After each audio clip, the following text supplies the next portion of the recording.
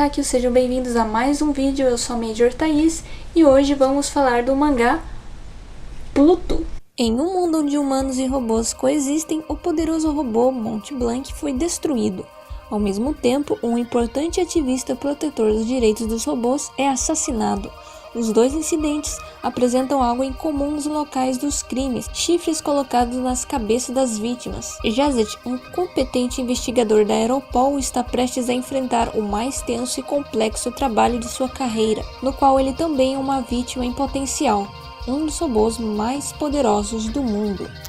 Pluto é uma releitura de um mangá do Osamu Tezuka, o maior robô da Terra. É um arco de sua famosa série Astro Boy, mas diferente de lá, Pluto não é nem um pouco infantil. Pluto teve destaque em diversas premiações. Em 2005, 2010 e 2011, ganhou vários prêmios em diversas categorias. Pluto é uma releitura de um dos maiores arcos do Astro Boy, chamado O Maior Robô da Terra, que, para quem não sabe, quem criou o Astro Boy foi o grande pai dos mangás, Osamu Tezuka. Mas diferente de lá, onde a obra era voltada para o público infanto-juvenil, em Pluto nós temos uma classificação indicada para maiores de 14 anos, ou seja, é uma história um pouco mais adulta, um pouco mais séria. Para mim, Pluto é a obra-prima do autor Naoki Urasawa. Muitos reclamam dos seus trabalhos anteriores, onde o suspense é muito enrolado, demora muito para acontecer as coisas. Em Pluto as coisas são mais rápidas, mas não é por causa disso que eu considero Pluto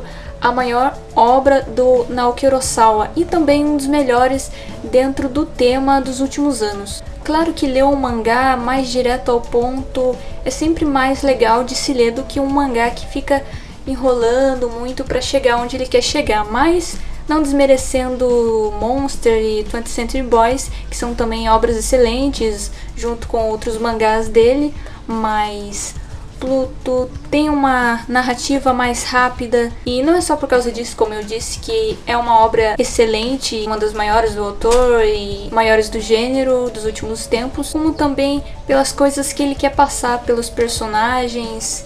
Enfim, Pluto não só é uma grande releitura atualizada de uma das grandes séries clássicas dos animes e dos mangás, mas também é um trabalho bem pessoal do autor, porque o Astro Boy foi a primeira série que ele assistiu quando era criança e ele volta para fazer uma homenagem mesmo à série que o fez se tornar um mangaka. Então você pode esperar em Pluto uma linguagem bem mais sentimental, porque diferente dos outros mangás dele, onde é mais centrado no suspense, mistério, aqui também tem isso, lógico, mas também existem cenas que você dá para perceber que o autor teve um carinho ao cuidar, ao pesquisar. Por exemplo, nesse mangá ele vai envolver bastante mitologia, as leis da robótica, investigação, suspense, o drama, aquelas características que a gente já está acostumado vendo em outras séries, porém com um toque a mais de sentimentalismo, através de cenas muitas vezes rotineiras. Por exemplo, quando vai apresentar um personagem, sempre existe uma cena ou outra que vai ficar contando com todas as letras sobre a vida dos personagens para que você se acostume com eles. Mas em Pluto ele não vai contar para você com todas as letras, ele vai mostrar, ou seja, não vai te tratar como idiota também, mas vai mostrar isso com um pouco mais de emoção. Por exemplo, existem muitas cenas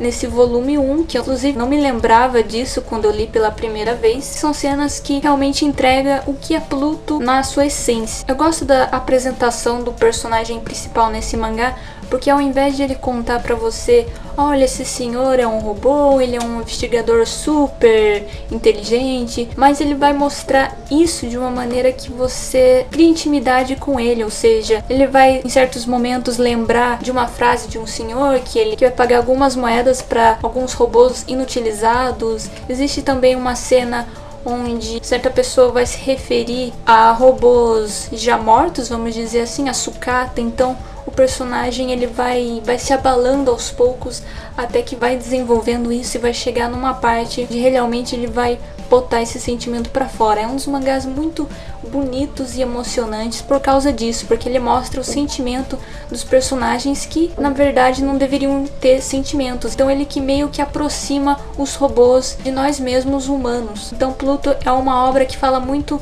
sobre a humanidade, sobre os comportamentos humanos. E isso casa com a verdadeira ficção científica, porque muitas obras usam de elementos futurísticos para aproximar algo que a gente está vivendo na realidade, para criticar algo que pode se tornar uma calamidade ou não. Aqui no caso de Pluto, ele vai usar os robôs para falar sobre as nossas atitudes e afins. Existem cenas já nesse primeiro volume que são muito bonitas e que eu também não lembrava do significado e do peso que ela tem. Por exemplo, ele vai visitar uma senhora robô, que o marido dela morreu, vai perguntar para ela se ela gostaria de ter as suas memórias apagadas, e ela vai ficar aquele silêncio, ela vai dizer que não, e vai vir um outro silêncio.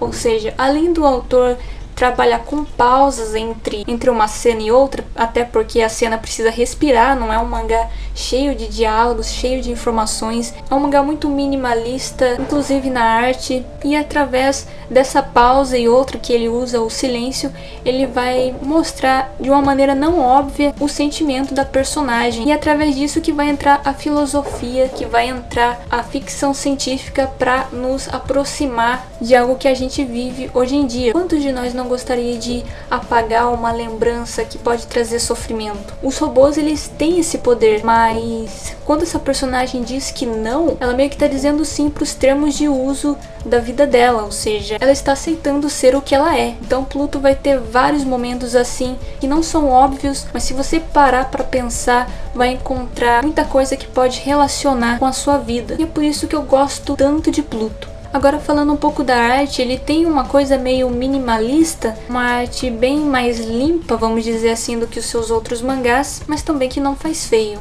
Pessoalmente, eu prefiro mais a arte de 20th Century Boys, mas Pluto também tem uma arte incrível, os cenários, os detalhes dos personagens, dos robôs, inclusive. Tem uma parte aqui que um robô tá todo machucado, todo fora do lugar, e é bem detalhado, bem bonito mesmo. Talvez a minha única reclamação de Pluto inteiro seja a capa de Pluto, porque eu acho ela muito simples, porque só tem o personagem, algumas cenas de fundo bem fraquinho e tal. Eu não acho a capa bem bonita, mas isso não diz nada na história como um todo. A história é ótima e não é a capa por ser menos bonita, vamos dizer assim, que vai estragar o mangá. Enfim, Pluto é um mangá feito de fã pra fã. Se você gosta de mangá, Pluto é uma leitura essencial que eu tenho certeza que vai prender a sua atenção do início ao fim. Apesar de não ter muitos cliffhanger como nas suas outras obras, Pluto é uma leitura que te deixa hipnotizado do começo ao fim. O mangá só tem 8 volumes e eu considero uma obra obrigatória para você ter na sua coleção, não só por ser um dos mangás mais importantes da carreira do Naoki Urasawa, como também ser uma história para você reler, para pegar nuances que você não tinha pegado antes, se emocionar com algumas cenas e se envolver com aqueles personagens que poderiam ser tão distantes de nós.